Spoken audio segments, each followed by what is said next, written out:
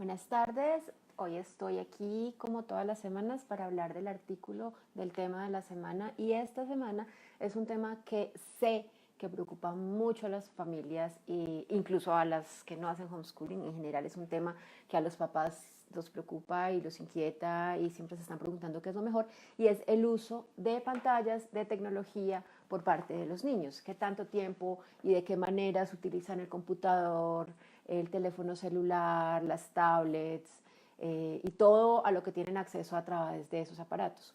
Entonces, yo siempre digo que ese tema es muy personal y porque es que tiene posturas, ¿cómo lo diría yo? Como muy apasionadas de lado y lado. Los que defienden el tiempo sin pantalla son bastante categóricos en sus razones, y los que defienden el uso de pantallas pues también tienen sus razones, y ninguno va a convencer al otro, creo yo, de lo contrario. Sin embargo, siempre es bueno mirar las cosas desde distintos puntos de vista.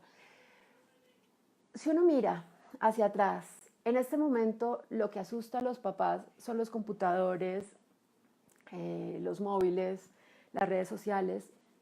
Cuando estábamos chiquitos nosotros, lo que asustaba a los papás era el televisor, y entonces lo que satanizaban y lo que era terrible y lo que nos iba a destrozar la vida era todo el tiempo que pasábamos los niños frente al televisor. Y si uno mira más atrás, incluso encuentra esas imágenes a las que uno tiene ahora acceso tan chéveres porque las encuentra por Facebook. Hay imágenes en las que muestran un montón de gente pegada de un libro o de un periódico, y frases que decían en esa época diciendo que era la perdición, que ese vicio de la lectura, que ahora la gente ya no se miraba a los ojos y solo andaba leyendo.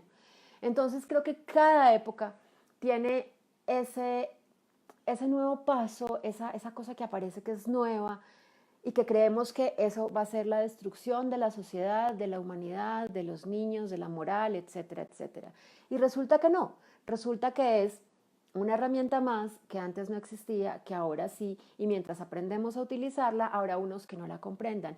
Y todas esas herramientas, resulta que los que más fácil aprenden a utilizarlas son los niños. Entonces, por eso les engancha tanto y les llama tanto la atención en esta época nuestra, los computadores, los teléfonos de los papás cuando ellos no tienen teléfonos, las tablets, etcétera.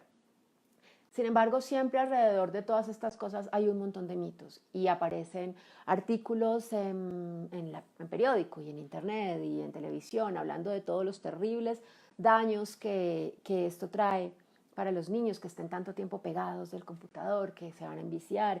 Entonces hay mitos como, por ejemplo, que la tecnología es la que está creando aislamiento social, que los niños de ahora no saben socializar, no saben hablar con una persona directamente a la cara, no consiguen novia saliendo al parque o conociéndola en el centro comercial, que es el colmo que hayamos llegado al punto de tener que necesitar un medio electrónico para entablar una relación sentimental. También dicen que los adolescentes son adictos a la tecnología y a las redes sociales. Ese es otro mito, la adicción, el tema de la adicción y ese rótulo que le ponen al gusto por utilizar los computadores y las redes sociales. También dicen que ya no hay privacidad, que los adolescentes de hoy en día no valoran la privacidad y no tienen problema en exponer su vida y exponerlo todo a través de redes sociales, de su Instagram, de su Snapchat. Bueno, eh, hay un gran miedo a las redes sociales como un medio que pone a los niños en vulnerabilidad, en la posibilidad de ser víctimas de abuso sexual y también en ser víctimas de bullying, de acoso, en este caso pues cibernético. Todos esos son como mitos y miedos que hay alrededor del uso de los aparatos. Hay quienes encuentran las justificaciones para estos miedos, hay quienes dicen que no, que son infundados, que son exagerados. Yo suelo decir que estamos en una época en la que hay acceso a tanta información que encontramos una investigación que justifique cualquier cosa, incluso cosas que se contradicen. Uno puede encontrar una investigación que justifique esto y otra investigación que justifique esto, y supuestamente son estudios científicos bien hechos, siguiendo los métodos rigurosos, y entonces es muy complicado porque tenemos acceso a demasiada información. Sin embargo, hay una persona que a mí me gusta mucho, es un psicólogo norteamericano, se llama Peter Gray. Él escribe en Psychology Today y aboga muchísimo por la libertad de los niños, por el juego libre y defiende bastante el uso de computadores y el uso de tecnología. Bueno, yo he visto aquí que se ha conectado un montón de gente, pero ahora veo el primer comentario, entonces voy a parar en este momento para leer el comentario de Adriana. Dice, hola, un saludo a todos. Me pregunto por qué a los papás nos parece que no hacen nada cuando los hijos están frente a una pantalla. Bueno, a mí me gustaría que los papás respondieran eso, porque es interesante, es interesante. Tenemos unos conceptos en la cabeza muy curiosos cuando se trata de los niños. Por ejemplo, esa frase que tenemos y que nos parece terrible, dejar que los niños hagan lo que les dé la gana. Y quien no quiere en la vida hacer lo que le den ganas de hacer, ¿no? O sea, eso sería lo que todos quisiéramos lograr. Entonces, otra frase es pensar que cuando están viendo televisión o cuando están usando el computador no están haciendo nada, o mejor, no están haciendo nada productivo, porque creemos que en un niño lo único productivo puede ser lo que se parece a lo que estaría haciendo en el colegio, lo que le genere un aprendizaje parecido a los aprendizajes que en teoría estaría recibiendo en el colegio. Esa es una buena pregunta. Sería chévere si alguien quiere responder por qué los papás creen que los niños no hacen nada cuando están frente a una pantalla. Bueno, entonces les estaba hablando de Peter Gray.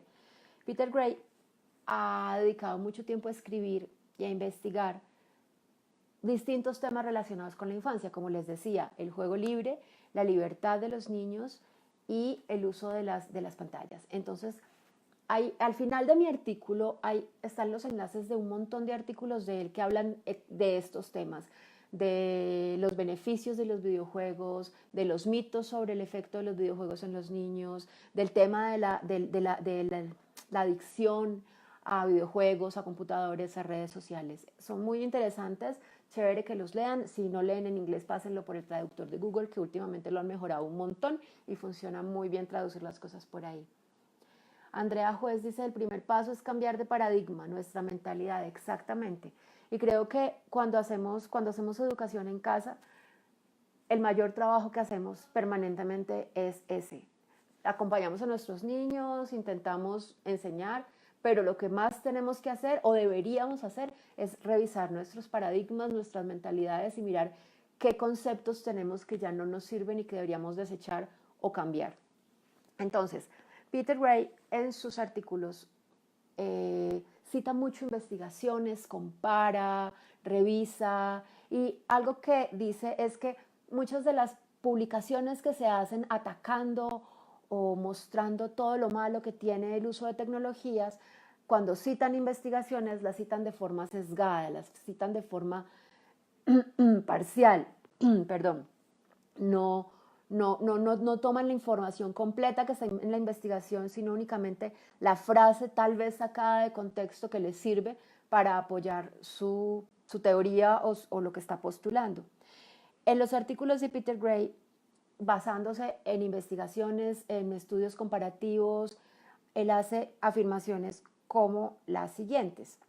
Él sostiene que el deterioro que vemos ahora en la salud mental de los niños, en la empatía y en la creatividad es causado por la falta de libertad y las pocas oportunidades que tienen los niños para jugar libremente en espacios no controlados por los adultos.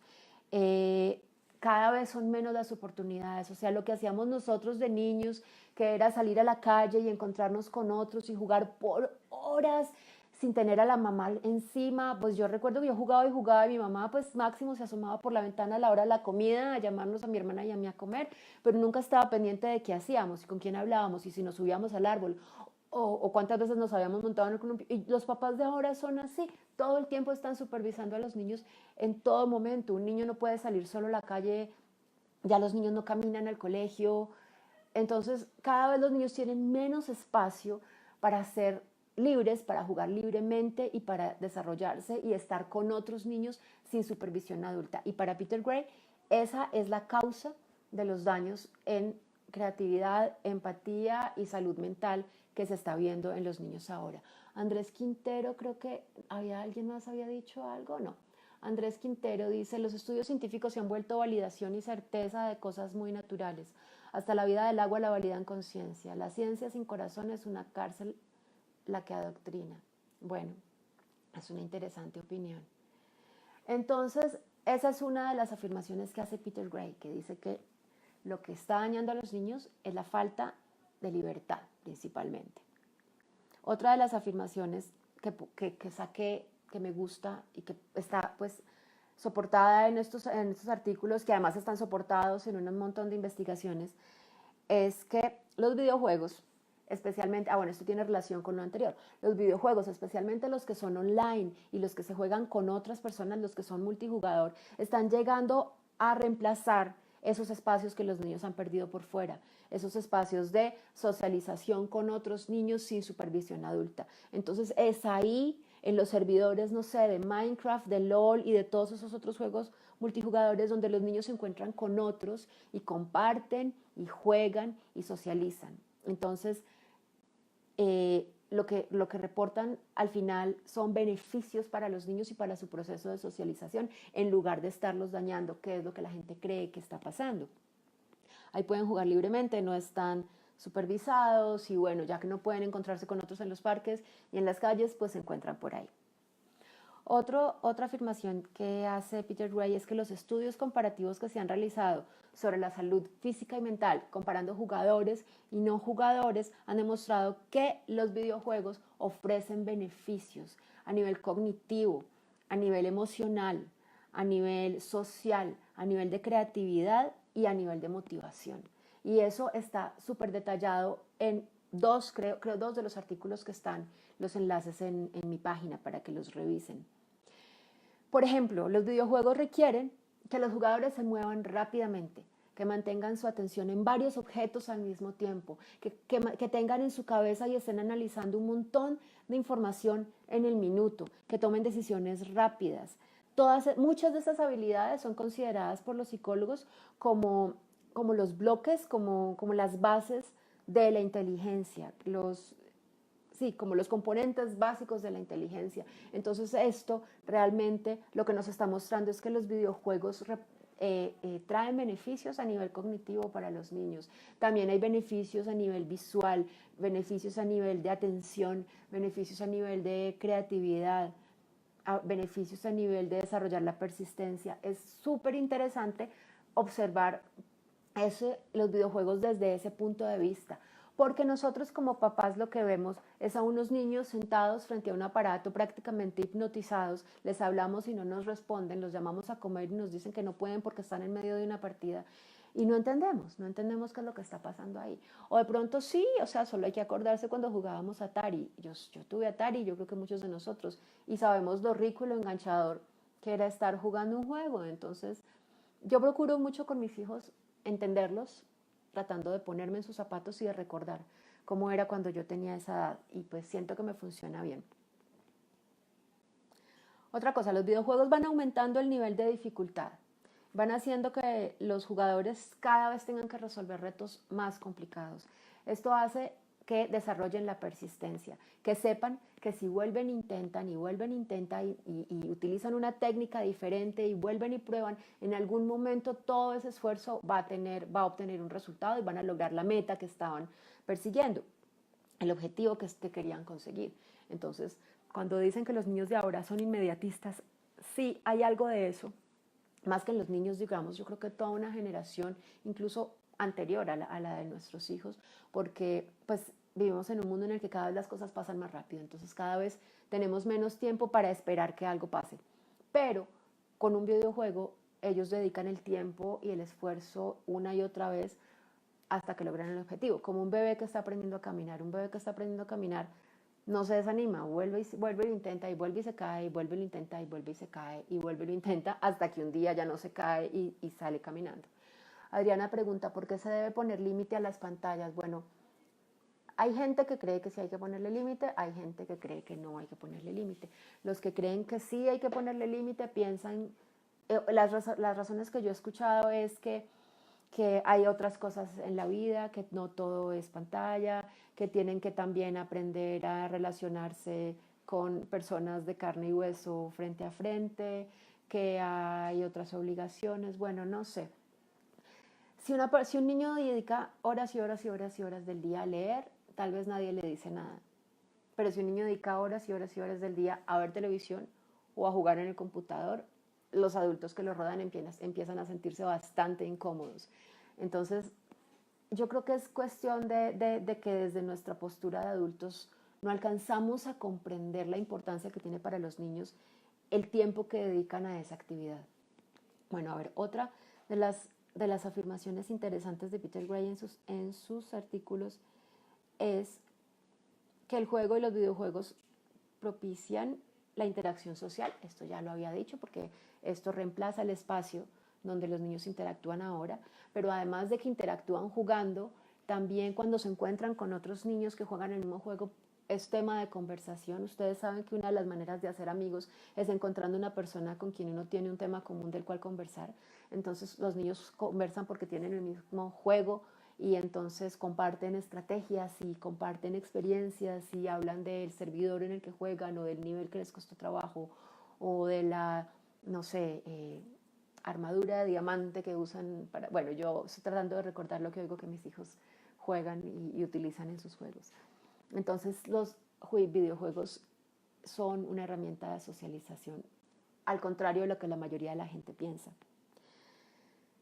Otra cosa que es una idea muy interesante que yo le leía a este señor Peter Gray es que los computadores son la herramienta de nuestra cultura, la principal herramienta de nuestra cultura. Y los niños están diseñados para llegar a este mundo y ver cuáles son las herramientas que tienen que aprender a utilizar para integrarse en el lugar y en la cultura en la que nacieron y utilizarlas. Y aprenden muy rápido. Entonces, pedirle a un niño que no utilice un computador sería como si en la época de los cazadores recolectores le pidieran al niño que no pasara tanto tiempo practicando con el arco y las flechas. Esa era la herramienta de su cultura. En este momento los computadores son nuestras herramientas, las herramientas de nuestra cultura. Hay ya evidencias grandísimas de que los trabajos del futuro no se van a parecer para nada a los trabajos que hay ahora. O sea, en 10 años va a haber trabajos que no se nos ocurren en este momento y muy seguramente muchos de esos trabajos van a tener como herramienta principal un computador. Entonces, al ellos estar aprendiendo a utilizar los computadores, familiarizándose con ellos, incorporándolos en su vida como algo natural, pues están adquiriendo el manejo de las herramientas que les van a servir cuando sean adultos. Entonces, a mí me parece que es un punto de vista súper interesante verlo así, porque es que no es un aparato satánico y diabólico como mucha gente cree, es una herramienta y es una herramienta que hay que saber utilizar. Yo todavía me acuerdo cuando empezaron los cajeros electrónicos. Antes eran una ventanita en la pared de una calle y una persona te entregaba plata. Y recuerdo haber visto a muchos adultos que le tenían pánico a acercarse a un cajero electrónico a espichar botoncitos y no hablar directamente con una persona. Es eso, es el miedo que nos producen a los adultos estos cambios rápidos que no alcanzamos a entender, pero los niños sí lo entienden y lo captan mucho más rápido que nosotros. Andrés, la radio no se hizo para hacer los programas tan banales que hoy se hacen, el uso que le damos a la tecnología. Bueno, ¿qué te digo yo? Eso sí, hay personas que quieren proteger a sus hijos de cierto tipo de contenidos y eso está bien. Creo que una de las misiones de la familia es pues transmitir valores y principios y cada familia pues sabe cuáles son los valores que son importantes para ella y si te parece que los contenidos de los programas de radio no son buenos para tus hijos, pues si no les quieres poner la radio está bien. De hecho, cuando yo puse la pregunta sobre la tecnología esta semana en mi muro de Facebook para que se empezara a conversar, alguien decía que cuando nacieron sus hijos en su casa fueron súper radicales, que cancelaron la televisión, que no usaban los teléfonos frente a los niños, que si tenían que trabajar en el computador se iban a un cuarto a puerta cerrada donde los hijos no los vieran, y que ahora que los niños ven un poco videos, les entregan el portátil con la pila medio descargada para que no les alcance, no lo puedan utilizar más de media hora y en ese momento ya se queda sin pila. Entonces, por eso yo decía al principio que frente a este tema hay posturas muy arraigadas y es muy difícil. Por ejemplo, las personas que manejan la pedagogía Waldorf, aquí en Colombia no se conoce mucho, no se utiliza mucho, hay gente, pero no tanto como por ejemplo en Estados Unidos. Ellos cortan por completo la posibilidad de que los hijos tengan acceso a ningún tipo de tecnología, ni televisor, ni computador, ni nada de eso. Y para ellos lo más importante es el contacto con la naturaleza. A mí me parece súper bonito y súper romántico, pero lo que yo he visto es que cuando a los niños se les prohíben cosas, en el momento en que empiezan a tener una mínima posibilidad de autonomía o de escape, se vuelven locos por usar eso que les han prohibido tanto o por comerse ese dulce que les han prohibido tanto. Para mí las prohibiciones en los niños no llevan a nada bueno. Creo que uno no debería prohibir, uno debería, si cree que algo es nocivo, explicar, tratar de dar toda la información posible, tratar de dar todo el ejemplo posible, pero nunca prohibir, porque prohibir, yo creo que todos sabemos el efecto que tiene en uno que le prohíban algo, lo que dan ganas es de hacerlo más, a ver qué es eso que me están prohibiendo. ¿Qué me falta? Bueno, lo de las adicciones. Lo de las adicciones es interesante porque hay otro artículo en el que habla de eso y compara lo que es el comportamiento de alguien que dicen que está adicto a los computadores con el comportamiento de alguien que es adicto a los juegos, por ejemplo, de azar. Entonces dice que, empezando porque la actividad es diferente, el juego de azar pues es azar, uno no tiene nada en sus manos, el juego de computador está uno poniendo a prueba permanentemente sus habilidades y su capacidad de aprender y de mejorar en lo que está haciendo, y las recompensas obtenidas fueron porque me las gané gracias a mi esfuerzo, no por el azar de unas cartas o una ruleta. Entonces dice que en ese sentido como que los comportamientos son diferentes en ambas actividades como para decir que esto es una adicción. Eh, También dice que se puede notar que esas personas que son obsesivas, en este caso por el uso de la tecnología, son personas que en su vida personal no tienen ciertas necesidades satisfechas, necesidades emocionales y necesidades psicológicas principalmente. Entonces, en lugar de acusarlos o etiquetarlos como adictos, lo importante sería conversar con esa persona y mirar a ver qué le está haciendo falta en su vida y cómo le ayudamos o qué podemos hacer nosotros o qué parte de responsabilidad nosotros tenemos en que esas necesidades nos estén satisfaciendo como deberían estar llenándose. Eh, los riesgos como los acosadores sexuales o el bullying existen, son reales. Y sí, lo virtual puede ser un medio para que eso suceda, pero también es cierto que los abusos sexuales, y pues esto es una verdad grandísima, ocurren principalmente en las casas y ocurren principalmente con personas muy cercanas a la familia. Es muy difícil que un niño le dé acceso en su vida a una persona que resulte ser un abusador sexual por un medio virtual. No sobra siempre conversar con los niños, explicarles, con los niños y con los jóvenes, explicarles cuáles son como las normas de seguridad del uso del Internet, o sea, lo básico, no entregarle a cualquiera los datos personales, no decirle a cualquiera uno dónde vive, tal vez no poner fotos del lugar donde uno vive con una dirección o que se note mucho dónde es. No exponerse de esa forma siempre es un buen consejo para niños y para grandes, pero, pero a pesar de que sí ha habido casos y los muestran en las noticias, y son muchos menos que los que ocurren realmente en la propia casa, hablando de abuso sexual. Y el bullying, bueno, el bullying es una cosa muy complicada que definitivamente comienza principalmente en ambientes escolares y claro, las redes sociales son una herramienta para que ese bullying se salga de control, para que ya no puedan controlarlo dentro del colegio, ya no sean los profesores los que puedan manejar la situación, porque esto se sale de las manos, porque ya cuando ponen una foto o sacan inventan un chisme y lo riegan por redes sociales, pues es mucho más difícil controlarlo. Esto, pero de nuevo, no es causado por el medio virtual. Es un fenómeno que ya existe y que tiene sus fuentes y sus raíces en otro lado. Como para compartir una experiencia personal que no está, de la que no escribí. Es un ejemplo que pongo constantemente cuando la gente me pregunta si yo limito el tiempo de uso de computadores en mi casa. En mi casa con el tiempo, pues ya llevamos 11 años educando en casa y pues mi hija mayor tiene 21 años, entonces llevamos muchos años lidiando con el uso de computadores y de aparatos. Con el tiempo ha habido distintas, ¿cómo digo yo? Reglas, normas, condiciones para utilizar los aparatos, dependiendo principalmente de la cantidad de aparatos que tenemos disponibles. Entonces mis hijos mayores ahora se mueren de la risa cuando se acuerdan que cuando recién empezamos a hacer homeschooling, yo solo los dejaba usar el computador media hora cada uno al día. Y ahora eso es, pues, a ver, mamá, ¿en qué estabas pensando? Pero en esa época eso era lo que decidimos hacer. Además teníamos un solo computador que compartíamos ellos dos y yo. Entonces teníamos que usarlo poco cada uno para que todos pudiéramos utilizarlo en lo que lo necesitábamos. Yo les daba tiempo extra si lo usaban para estudiar inglés, les daba tiempo extra si lo usaban para trabajar mecanografía. Pero a medida que hubo más aparatos en la casa, más computadores y empezaron a llegar los iPad, pues ya no había necesidad de turnarse los aparatos y poco a poco la regla del límite de tiempo pues se fue desvaneciendo.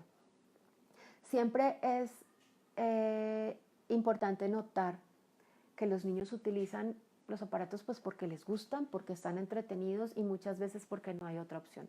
Cuando uno se acerca a ellos y les propone algo divertido, hay una alta posibilidad de que digan, listo, déjame termino esta partida y ya nos vamos a hacer lo que tú me estás invitando a hacer. O sea, si yo les digo vamos a comer helado, ellos dejan todo botado y salen conmigo. Y así. Entonces, pues podemos competir fácilmente con el uso de los computadores y es lo que queremos, estoy segura. Estoy segura, siempre habrá planes muy divertidos que podemos proponer y que a los niños les van a gustar y que van a preferirlos a estar todo el día en el computador. Pero también yo digo que si yo no le hubiera permitido a mis hijos usar el computador de la forma libre en la que lo han podido usar en los últimos por lo menos 8 o 9 años, mi hijo Juan José o tal vez no habría descubierto o no habría tenido la posibilidad de explotar la habilidad que tiene para la programación. Él es un muy buen programador, autodidacta, todo lo que ha aprendido lo ha aprendido por su cuenta y creo yo que yo lo único que he hecho en la vida ha sido dejarlo que utilice el computador y los aparatos todo el tiempo que quieran. Y claro, si juega videojuegos, pues seguramente un programador de videojuegos tendrá que jugar videojuegos para conocerlos y saber. Entonces, para mí, y esto es mi opinión, es como lo manejo en mi casa, yo no limito el tiempo de pantallas, yo conozco los riesgos, no los sobredimensiono. Me parece que la principal protección que podemos tener para, para que nuestros hijos no caigan en esos peligros es la compañía, es estar presentes, es estar por ahí siempre. Claro, los computadores no se deben utilizar en un cuarto a puerta cerrada, no es recomendable. Entonces estar ahí, saber qué hacen, conversar con ellos sobre lo que están jugando, igual que con el televisor, conversar con ellos sobre lo que ven, qué les gusta, por qué les gusta, ven, me siento contigo a verlo, ven, aprendo a jugar para que juguemos juntos. Y no con el ánimo de vigilar y controlar, sino con el ánimo de acercarse más a ellos, con el ánimo de conocer más un mundo, con el ánimo de compartir lo que a ellos les gusta y disfrutarlo uno también, que creo que en últimas es de lo que se trata esto de ser papás, de compartir con nuestros hijos, de disfrutarlos, de disfrutarlos. Yo a veces creo que nos han metido tanto en la cabeza la idea de que nuestra obligación es llevarlos por el camino recto y disciplinarlos, enseñarles tantas cosas que sentimos que tenemos una responsabilidad tan grande sobre nuestros hombros que no los disfrutamos. Y yo creo que lo único que nosotros tenemos que hacer en la vida es disfrutar a nuestros hijos y darles amor y darles un buen ejemplo, porque ellos no van a aprender de lo que nosotros les digamos, ni de la cantaleta que les echemos, sino de lo que nos vean hacer, de lo que vean que nos gusta y de lo que vean que nos disgusta. De todo eso ellos aprenden. Entonces, para mí la conclusión es esa. El principal, mejor que un filtro de esos que le ponen a los navegadores, un firewall, protege más una presencia amorosa de papá, de mamá, de los hermanos mayores. Adriana Vargas dice, de veras eres muy gentil por todo lo que nos compartes. Bueno, no, pues con mucho gusto, esa es la idea, compartir como tantas cosas que he pensado y que he aprendido y que he reflexionado en todos estos años de educar en casa. Bueno, creo que ya, como por variar, ya se nos fue media hora. Entonces les doy muchas gracias a los que estuvieron por aquí escuchando, a los que estuvieron conectados, a los que comentaron. Ya saben pues que estos videos quedan grabados, pues quedan en mi Facebook, si los quieren volver a ver, si los quieren compartir. Y estoy pendiente de publicar el próximo artículo, espero el lunes en la mañana estarlo publicando. Estaré escribiendo el lunes y nos vemos el próximo jueves para seguir hablando sobre los temas que tienen que ver con educar en casa y con la crianza. Que tengan una feliz tarde.